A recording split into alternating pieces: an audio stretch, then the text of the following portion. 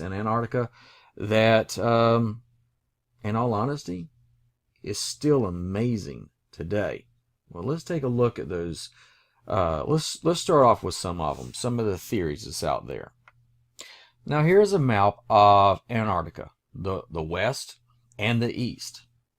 This is the map as we know it today of what science and map makers say that the Antarctic looks like. Now, there are other ancient maps that have been found that kind of shows Antarctica in a different way of light.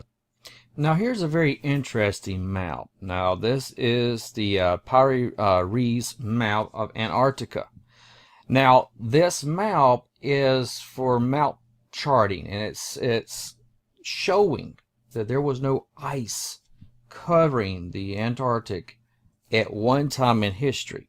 Now, in 1929, a group of historians found an amazing map drawn on a gazelle skin.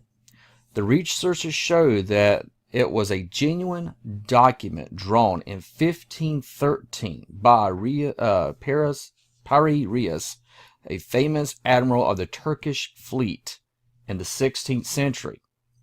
Now, he had a passion for maps and have a thing pretty much drawn out, made out, and worked with. And he was a high rank within the Turkish Navy, allowing him to have the privilege of access of the Imperial Library. And this Turkish admiral admits in this that he notes on the map that he completed and copied the data from a large number of source maps, some which dated back to the 4th century BC and earlier. Now, a lot of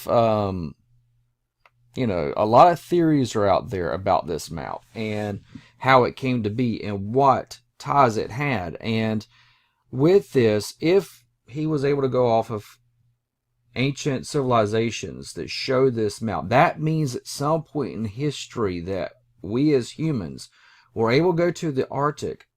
And the Arctic is known as being the coldest place in the world, known as the coldest desert, and that no life is supposed to be there.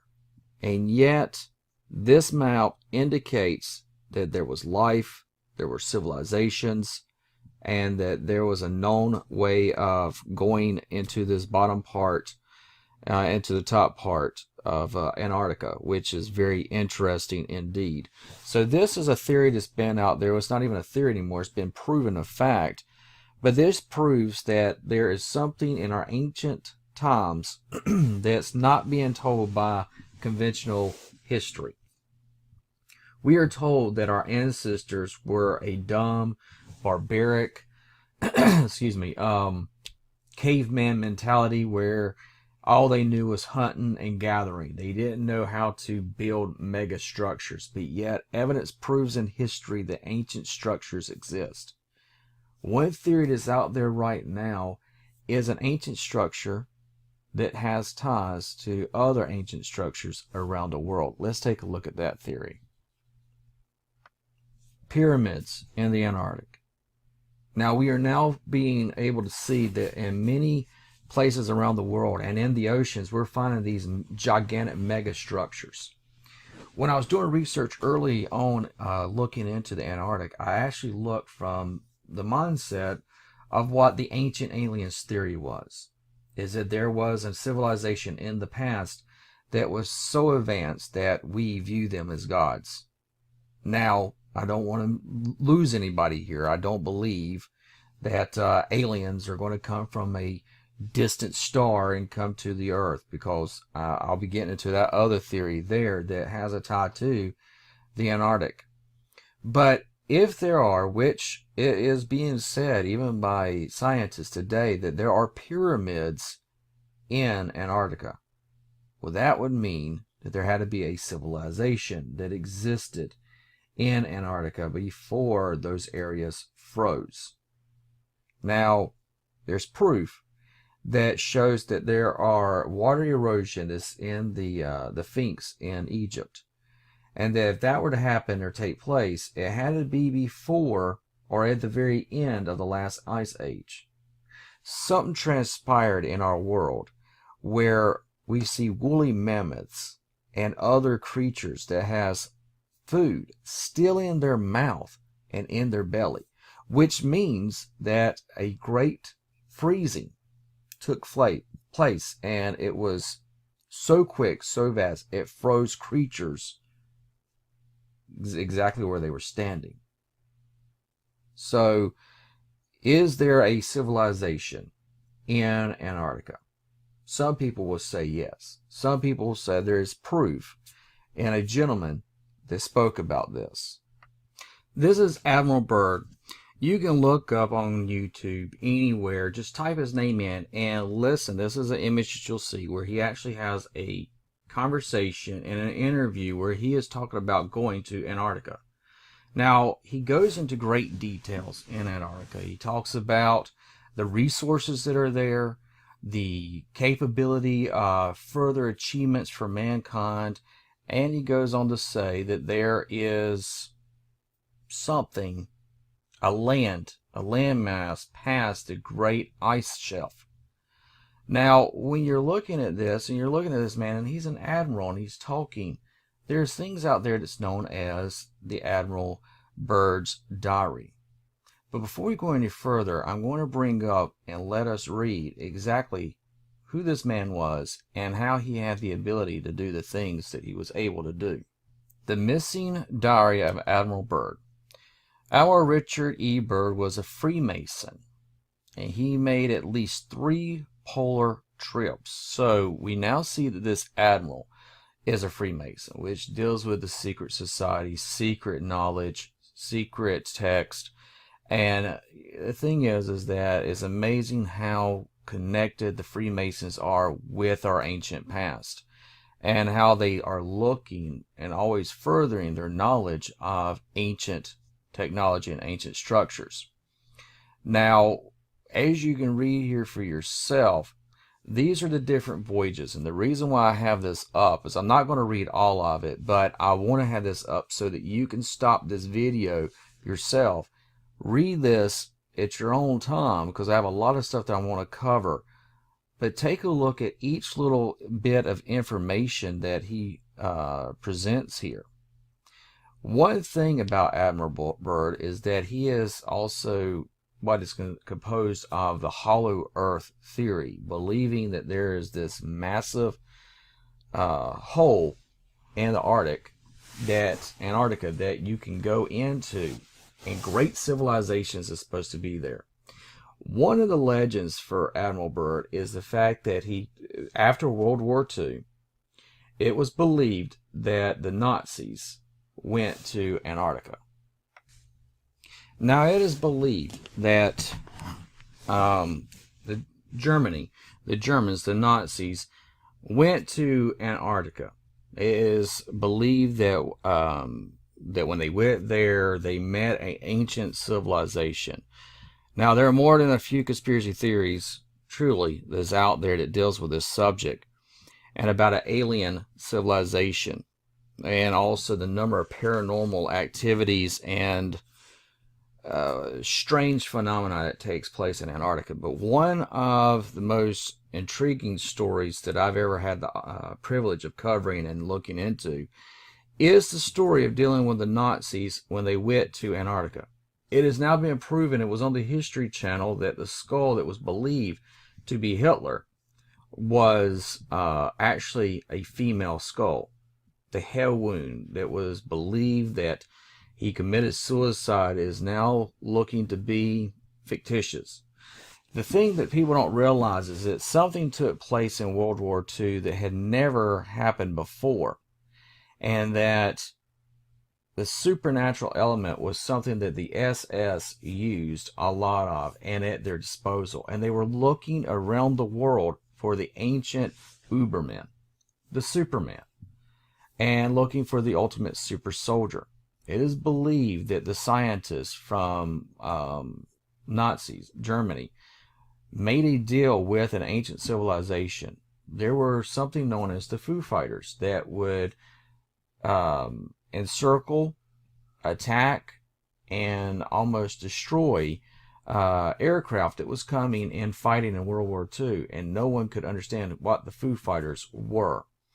It is evident that shows that the Nazis were so far advanced scientifically in air and space and missiles and aircraft that in Operation Paperclip, the United States went in and took those Nazi scientists out of Germany so that they could come and do research and science for us, which is what created NASA.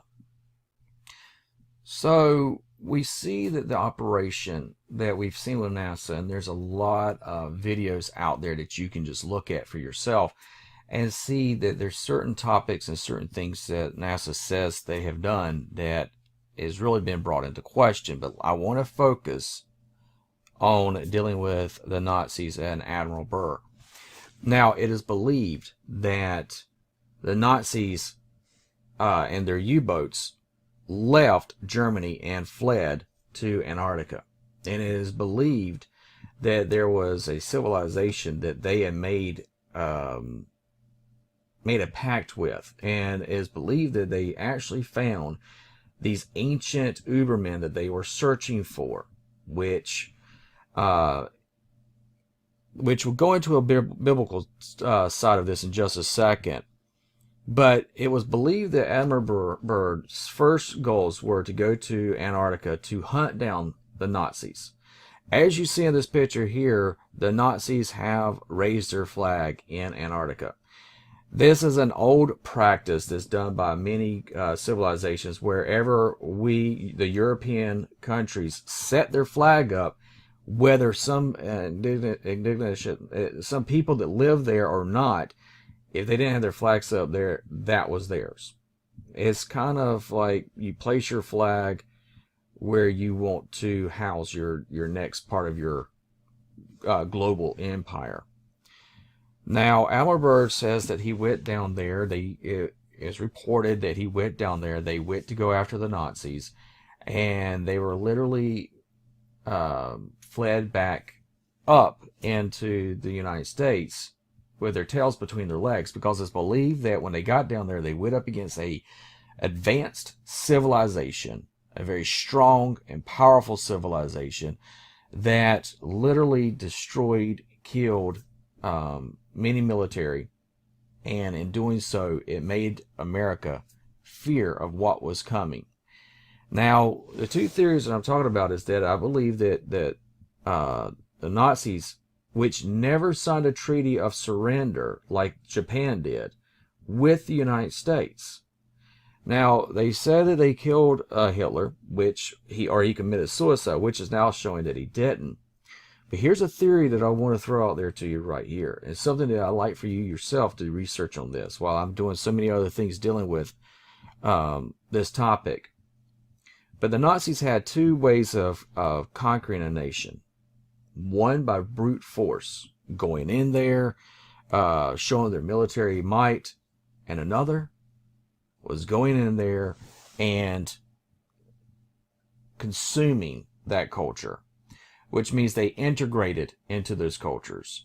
And by integration in those cultures, they were able to take over those cultures.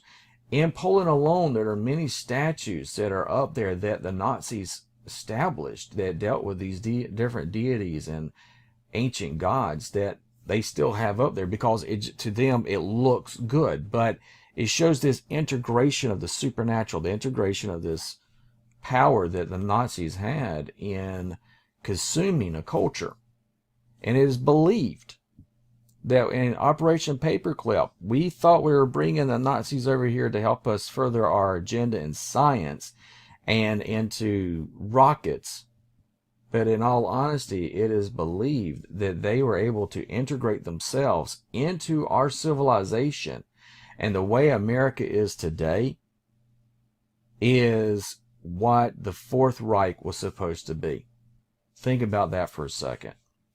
Look at the way America is set up, and you look at the similarities with America today and the birth of Nazi Germany, and you realize the the parallels are astonishing in the least. So it was believed for the Nazis to take over a culture by brute force or integration.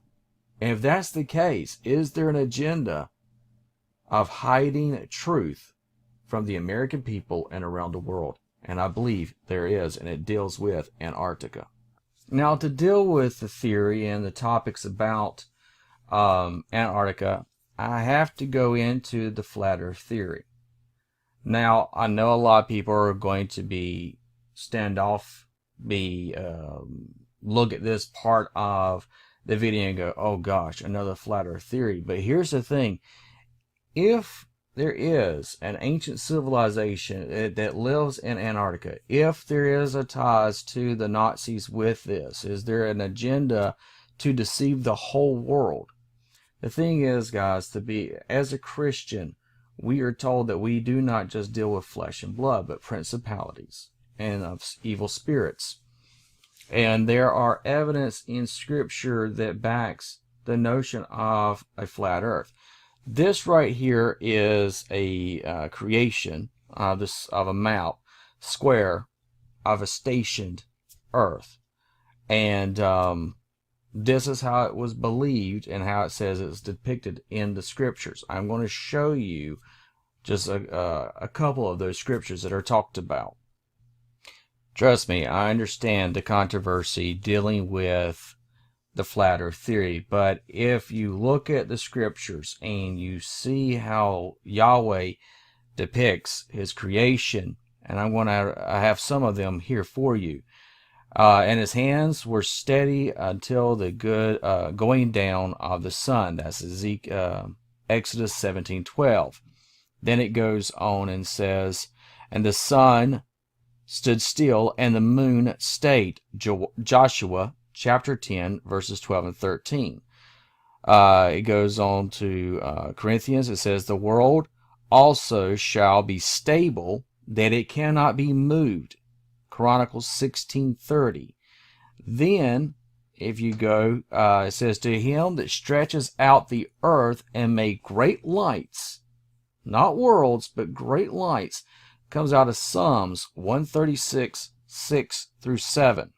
The sun shall be darkened in his going forth. Isaiah 12:10. The four corners of the earth. Isaiah 11:12. The whole earth is at rest. Isaiah 14:7. The prophecies concerning the global earth. Dealing in Isaiah 29th chapter. Woe to the rebellious children, says the Lord, that takes counsel, but not of me. Isaiah 31. So the sun returned 10 and has laid the foundations of the earth. Isaiah 58:13. Thus says the Lord, which giveth the sun for light by day, the moon and the stars for light by night.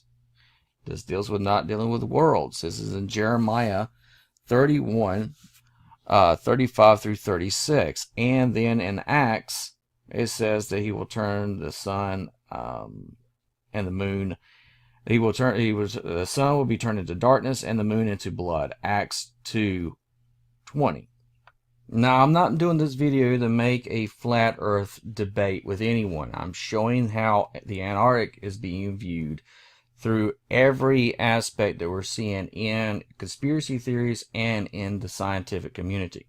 If you choose, and I'm just throwing this in here, if you choose to look at the flat earth theory, I do have videos that deal with that. But I challenge you, and this is the only thing I'm going to do, just challenge you the same way I was challenged dealing with the flat earth theory. Find an image of the earth that's not been photoshopped, that matches up with the way the scientific community says the earth is supposed to look. Now, I want to say this part right here, and this is out of the first chapter of Genesis. This lets us know that there is something that is going on in the world that we look at the Scriptures that does not match up to the scientific community.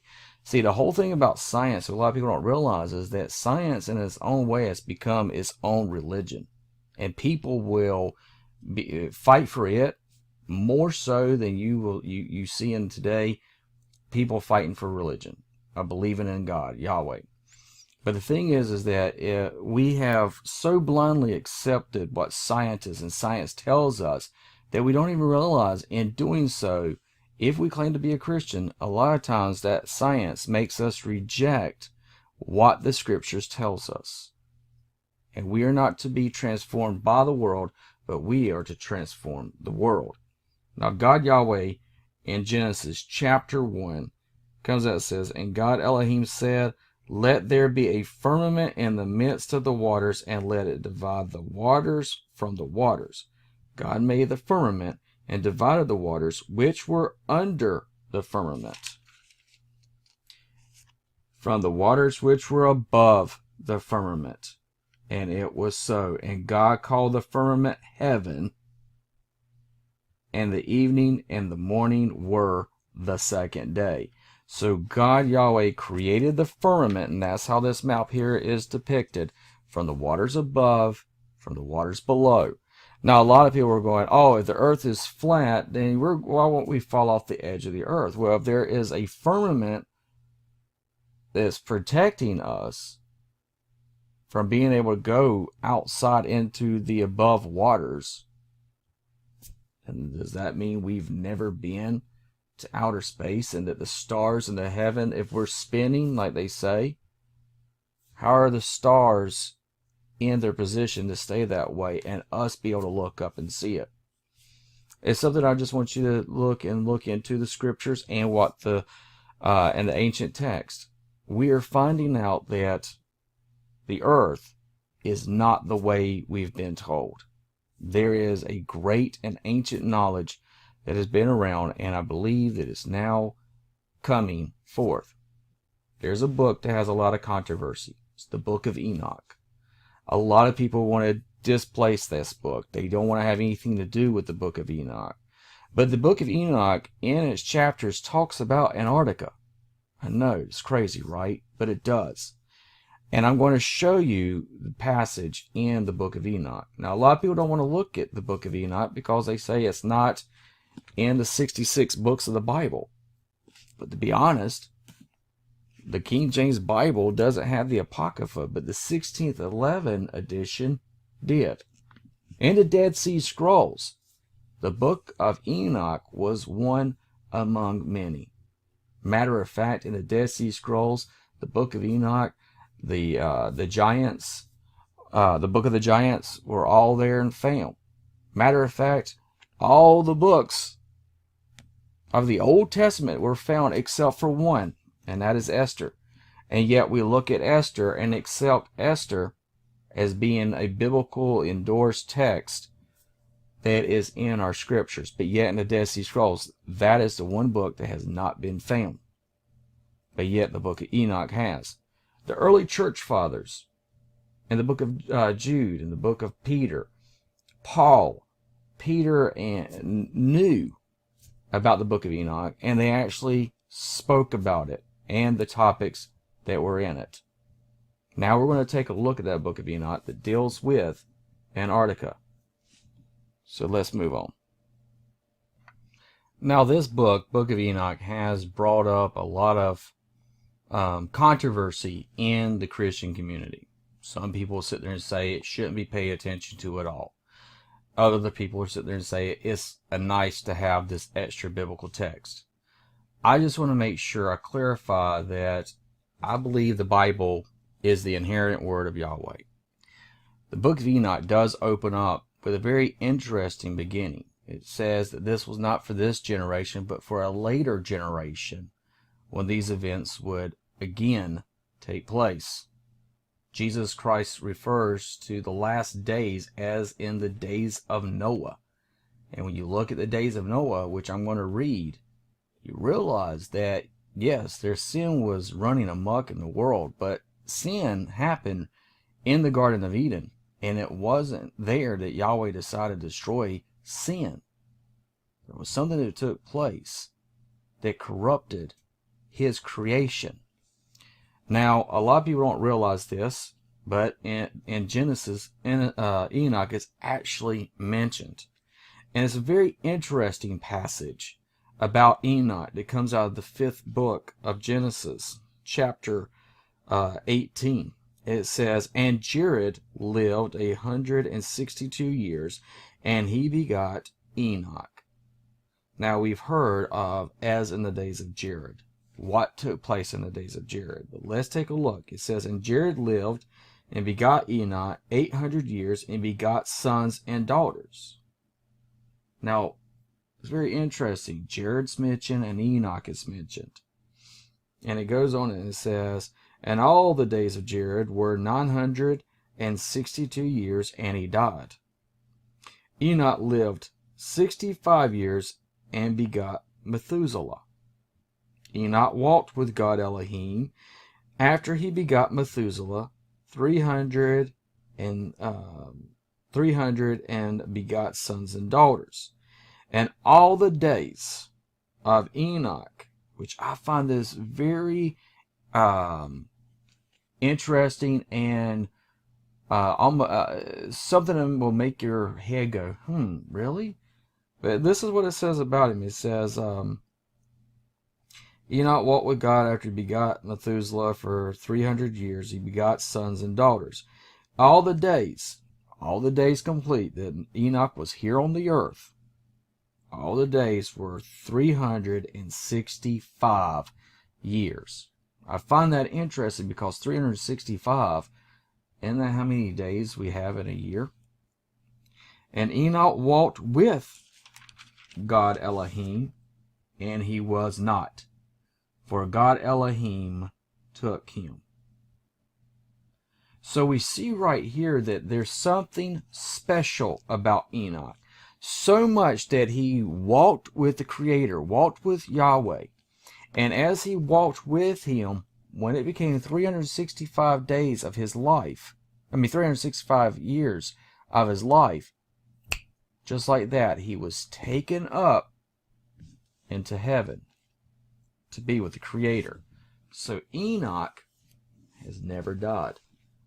A lot of people don't realize that. They don't realize that that scripture is in the 5th book of Genesis, because we always focus on the 6th chapter, that the sons of God, the sons of Elohim, came down and had relations with the daughters of men, that they gave birth to giants, the Nephilim, the mighty men of old, the men of renown, the things of myth and legends, Hercules, Ares, all those have ties when you look at how things are happening.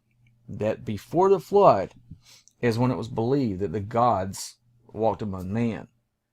In the book of Enoch, it talks about these watchers, 200 of them, came down and interacted and even copulated with the daughters of men. And in doing so, they created offspring. Now, in chapter 18 and verse 19, this is where, for me, it all comes together dealing with Antarctica. If the book of Enoch is to be taken as factual, be taken as something that was not meant for those earlier generations, but for the last generation, this generation, the generation which Jesus said, as in the days of Noah, I believe Antarctica has a big part of this. And that it could show that there is a race of fallen angels that live there and are waiting for the time to strike. It goes on in the 18th chapter of the book of Enoch. And I'm not going to read all of it, but it says, "I then survived the progress of all men, perceiving that they contribute to adorn the whole creation and to preserve the foundations of the earth. I survived the stone which supports the corners of the earth.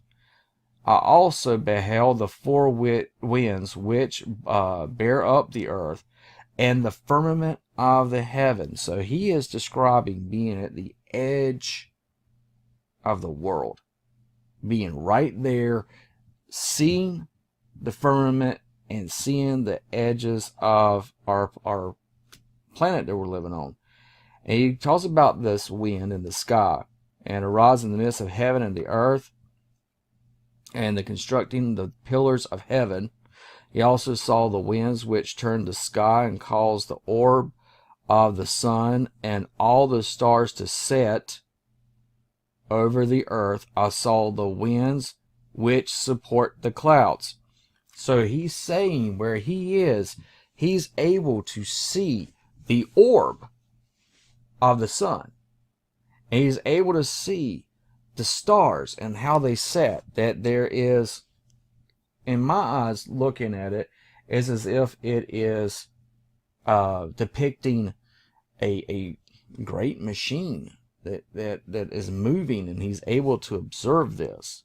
But let me go down to some of the scriptures that I think actually ties into Antarctica. Now, in these parts here, he talks about the path of the angels.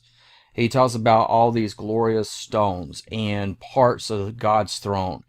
But one thing that stands out to me is in verse 11. It says, "And there I saw a place on the side of an extended territory where waters were collected." Now, he's describing an extended territory in this area, and that this is where all waters are connected, which, again, deals with something that we're not told about in science. And this goes on to what I think deals with where the watcher angels, where the fallen angels that rebelled so much that they were actually bound and put there waiting for judgment. And likewise beheld terrestrial fountains deep in the fiery columns of heaven. And then he goes on, he tells which was the columns of heaven. I beheld fire, which descended without number, but neither on high nor in the deep. Over the foundations also I perceived a place which had neither the firmament of heaven above it, nor the solid ground beneath it, neither was the waters above it, nor anything on the wing, but the spot was desolate. And he is describing this place that is desolate, that he's talking about a vast territory past this area. And as he keeps on going, there's a part where you see the firmament and it's no longer there in this vast void. Now, for me, I believe this is where the watcher angels are held in the abyss. With this, it's interesting because it's not only this being mentioned in the book of Enoch, but I'm going to show you somewhere else in just a second of another ancient text that refers to this same area. But Enoch goes on down and he talks about, then the angel said, "This place until the consummation of heaven and earth will be the prison of the stars and the host of heaven." So it is saying, and stars is also depicted for angels or for angelic beings. And so it's saying right here that they are held in this place. And the stars which roll over fire, also those that transgress are the commandment of God before the time arrived, for they came not in their proper season. Therefore was he offended with them and bound them until the period of the consummation of their crimes in the secret year. So right here we're seeing that this place, wherever it is past this firmament that is described almost like where Antarctica is, this desolate place, this frozen barren place, and this is where they're held. So could it be possible that some of the watcher angels were in the Antarctic, still there? Could that be what everyone's looking at from the ancient alien community, saying that this is, these are aliens and that they have these secret bases built there? Could this be what people are talking about, an ancient civilization that has been known to be with these pyramids that's being found in Antarctica? Possibly. I'm going to have the whole book of Enoch here for you to, if you choose so, to download as a PDF and read it for yourself. It's chock full of many different information, which is very interesting in itself. The next chapter, chapter 19, let me go ahead and pull that up right now, goes into this part dealing with the angels. As Uriel said, here the angels who copulated with women appointed their leaders, and being numerous in appearance made man profane, and caused them to err, so that they sacrificed to devils as to gods. For in that great day there shall be a judgment, with which they shall be judged until they are consumed. And their wives also shall be judged, who laid astray with angels of heaven, that they might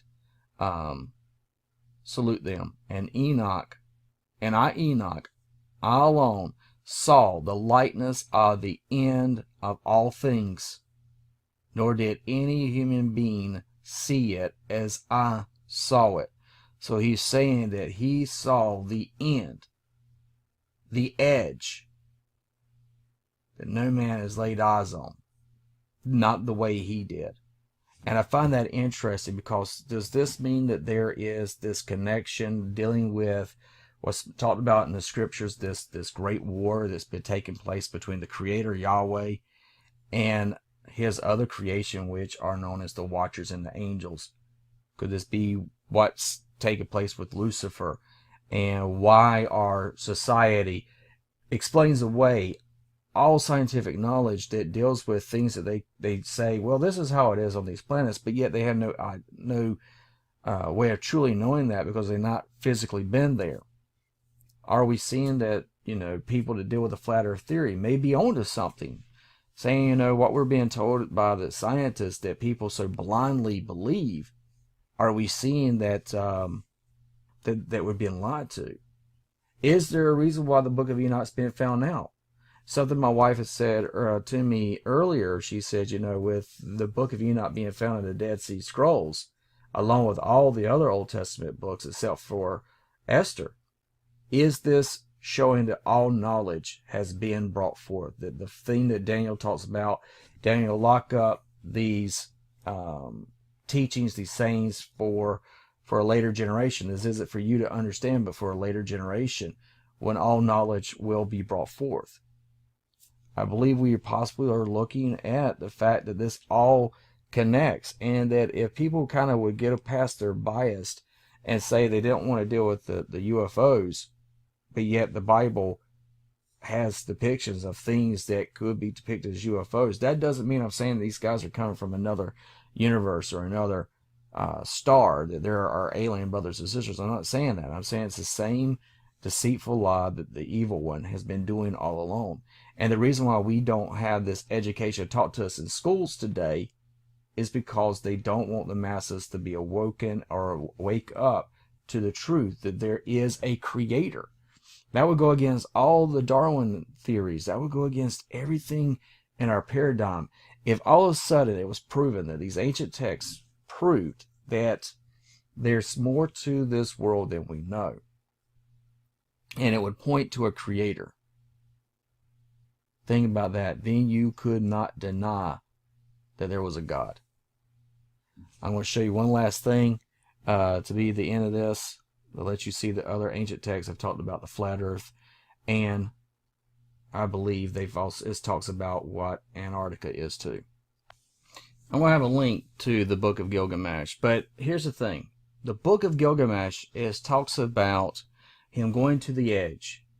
His friend Enkidu ends up dying, and it bothers him. Now, Gilgamesh is known as being, 2/3 man, 1/3 God.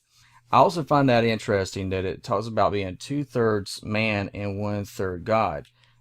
Just to throw this out there, we are now living in a day and age where children can be born by 3 parents. Is that something possible that Book of Gilgamesh is hinting at here? That he was special. Something about him was where he had a mother and father, and maybe DNA of one of the gods, one of the watchers. Who knows? There's a great ties and source that deals with Gilgamesh. It even has people believe that he has ties to Nimrod. I did a video called Nimrod and the connection to the Nephilim, and or the Nephilim and the connection to the ancient cultures. But right here, Gilgamesh, and I'm getting ahead of myself. Sorry, let me get back. Gilgamesh here is talking about he's gone the distance. He's trying to reach to the gods. And it says that when he gets there, he gets to the gate of the mountain, and he's going to be stopped by these two scorpion-like beings. And when Gilgamesh has been talking with them, trying to get past them, and I want you to hear how Gilgamesh describes where he's going. It says, and Gilgamesh heard this, he did as the man scorpion has said. He followed the sun's road to his rising through the mountain. And when he had gone, and 1 league of the darkness became thick around him, for there was no light. He could not see nothing ahead and nothing behind. After 2 leagues the darkness was thick, and there was no light. He could see nothing ahead and nothing behind. After 3 leagues the darkness was thick, and there was no light. He could see nothing ahead and nothing behind. And after 4 leagues the darkness was thick, and there was no light. He could see nothing ahead and nothing behind. And at the end of 5 leagues the darkness was thick, and there was no light. He could see nothing ahead and nothing behind. And the 6 leagues the darkness was thick, and there was no light, and he could not see nothing ahead and nothing behind. Then he had gone 7 leagues, and the darkness was thick, and there was no light. He could see nothing ahead and nothing behind. He ends up going 8 leagues, and Gilgamesh gave a great cry, for the darkness was thick, and he could not see nothing ahead and behind him. In the 9th leagues he felt the north wind on his face, but the darkness was thick, and there was no light. He could see nothing ahead and nothing behind him. After 10 leagues the end was near. After 11 leagues the dawn light appeared. At the end of 12 leagues the sun streamed out. And then it goes on and says, and there was the garden of the gods. All around him stood bushes bearing gems. Seeing it, he went down to face, but there was a fruit of carnel with the vine hanging from it, beautiful to look at. So he's going into this part. He's going to the edge of the earth. He's going to that barren land, but he did not stop. I find it interesting because Admiral Byrd kind of refers to the same thing when he is talking about Antarctica. He says that it's a barren land, but if you push further into that barren land, there is going to be this vast continent that we can go and get the resources of. When you look at the book of Gilgamesh, when he finally gets past that barren land and is able to get to the garden, he sees gems, he sees rubies, he sees great fruit, he sees all the sweet things to see.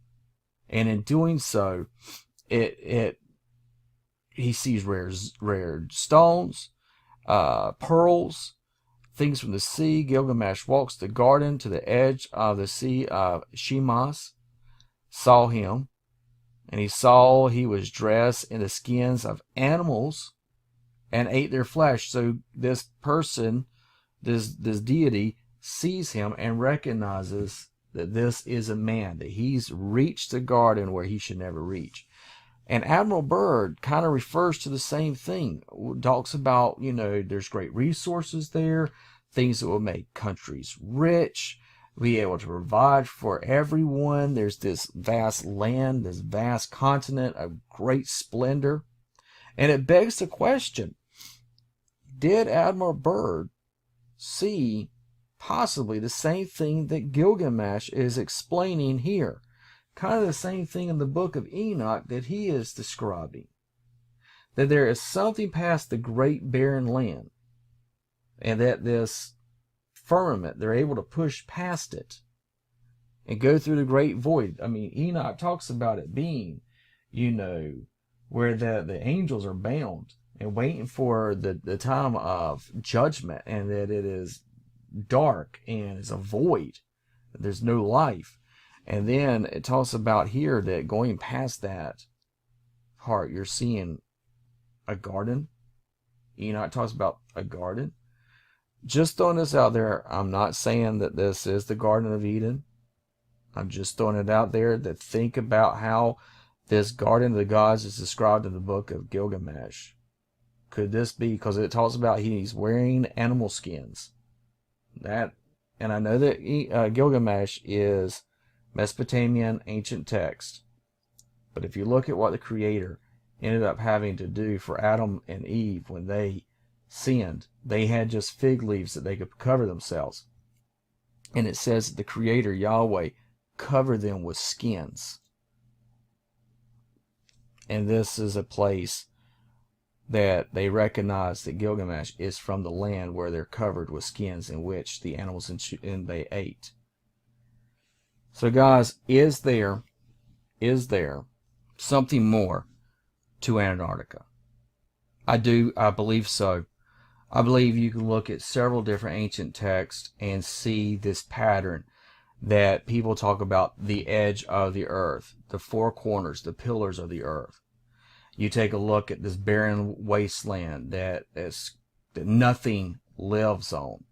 You see that nothing can survive there. You see other ancient texts talks about land mass and land places where when you get past a certain point of the barren land, you're seeing a garden. So I do think that there is something to the Antarctic. I think that there's possibly where Gilgamesh went, where it taught in Enoch in the 18th and 19th chapter, talks about this barren land being at the edge, could have ties to the fact that the Nazis did find and communicate with this ancient culture, possibly the remnant of the Nephilim, what was left of the Watcher's children, maybe the second or third generation. There's a lot of theories out there, and all of them are very interesting. All of them are very different.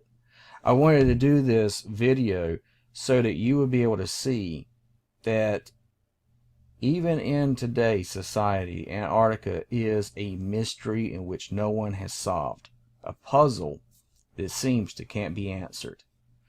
Could there be evidence? Could there be knowledge that's there that if we were allowed to go there, when you do research, you realize, yeah, you can go to certain parts of Antarctica, but you cannot go there without the written permission from the UN. You can't go there on your own. You can't get in a boat or a plane and fly to Antarctica to explore it for yourselves. But yet, you can have explorers explore every place in the whole world. All other 6 continents. 7, they call Antarctica the 7th continent. But yet you go all